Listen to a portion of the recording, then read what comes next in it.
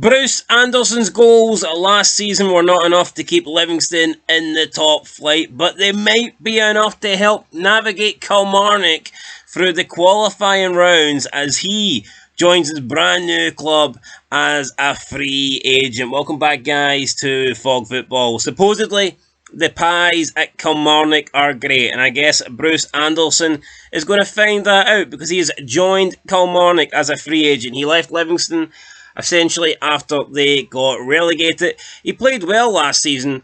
Very good season for Bruce Anderson. A lot of goals. Unfortunately, he wasn't able to single-handedly keep Livingston up, but his season did not go unnoticed, and he has now been signed to Kilmarnock, and he will be reuniting with his former boss, Derek McInnes, who he played under during his early years coming up as an Aberdeen youngster. So when we look at Bruce Anderson's stats in total, he scored 10 goals for Livingston over the 2023-2024 campaign.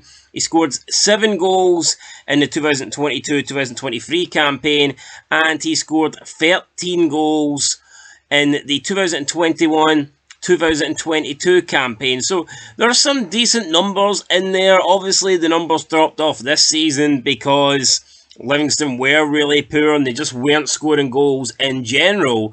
But he was the man that was giving them hope. When Livingston were going to score, you thought it was going to be Bruce Anderson that was going to do it, and now he's getting a move to Kilmarnock, and I think this is a good move. I think this will be good for Bruce Anderson. Obviously now he's playing for a top 6 club, a club that's in Europe, a club that, in my opinion, as long as Derek McInnes stays there, will be top 6 for the foreseeable future. I only see Kilmarnock growing. I see Kilmarnock getting better. I see Kilmarnock year in, year out being in that top 6, challenging for that European spot, and maybe even challenging for 3rd place. But in terms of Bruce Anderson, he said on the Kilmarnock website, quote, "The manager was very influential in getting me here. I've known him for years. After talking to him, I feel like this is the best place for me to be.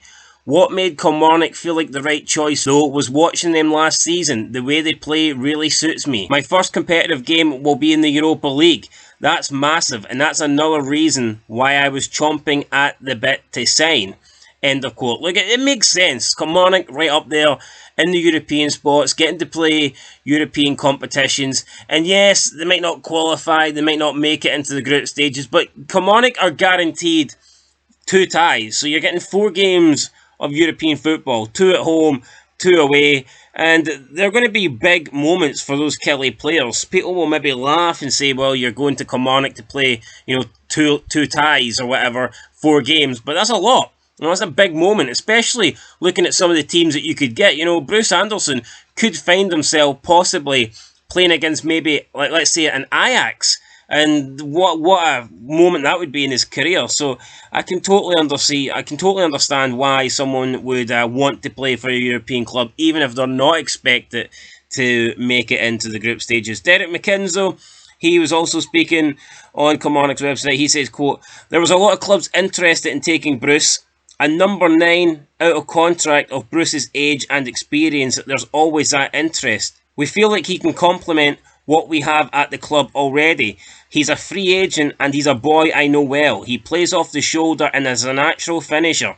Last season, we had so many crosses, so many penalty box entries, good situations. Someone like Bruce can hopefully give us more attacking threat." End of quote. And again, I agree. I think Bruce Anderson has been a very improved footballer over the past couple of seasons. I knew when Livingston went down that he was out of contract, but I knew that he was too good probably to stay at Livingston. Even if he was still in contract, I imagine he would have got moved on.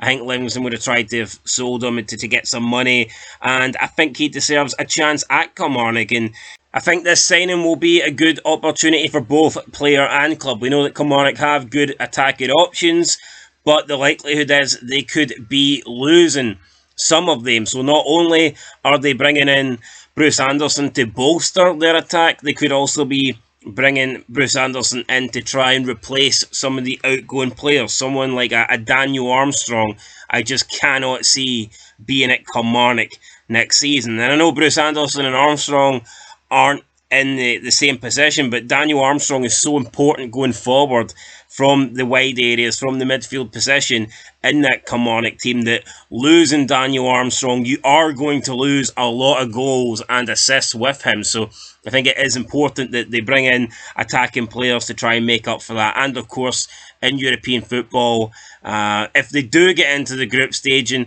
it's not impossible, because if they lose a Europa League tie, they do drop into Europa Conference League, and just a look at the luck of the draw could see Kilmarnock do it. And you look at Kilmarnock and how good they can be, how good they can set up, how defensively solid they can be. They could be hard for some of the good teams in those European qualifying rounds to break down. So I'm actually a bit more optimistic about Kilmarnock. You look at some of the recent attempts from Scottish clubs like Hibernian.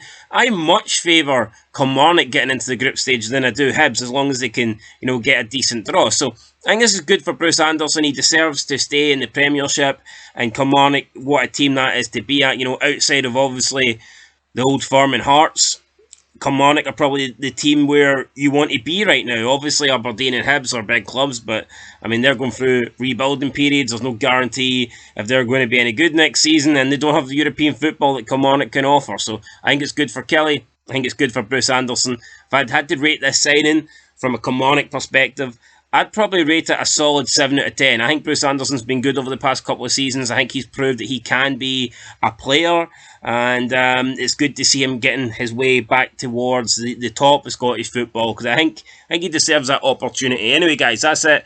Catch you in the next one. Let us know your thoughts down below. Bruce Anderson, will he be a good signing for Kelly? I think he will be. We'll see you next time. Till then, though, peace.